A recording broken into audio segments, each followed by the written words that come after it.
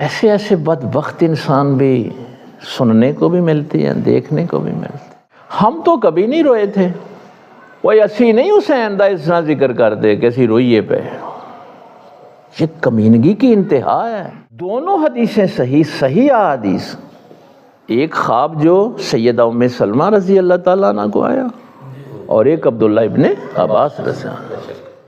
اب نبی تو اس غم میں رو رہا ہو اور امتی کہے کہ منوں تے نہیں کربلا تے کدی رونا ہے، یہ کمینگی کی انتہا ہے نا۔ تجھے رونے کی کیا ضرورت ہے؟ روئے تو نبی کی بیٹی زینب روئے نا، جو اس مصیبت میں سے گزری ہے۔ تو یہ ممبروں پہ بیٹھ کے یہ جملے کہے جا رہے ہیں، روئے تو حسین کی بیٹی سغرا مدینے میں بیٹھ کے روئے ہیں۔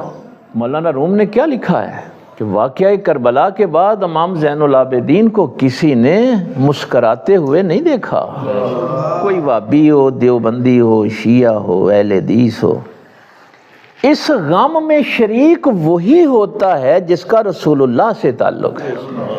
اگر اللہ کے نبی سے تعلق ہوگا نا تو پھر یہ غم سانجھا ہو جائے گا، کامن ہو جائے گا، مشترک ہو جائے گا۔ ایک سکھ اٹھ کے یہ کہہ رہا تھا، واہے گرو حسین ہے ایسے اور نہ کوئی، ایسی مرنی مر گیا نام لیاں جگ روئے۔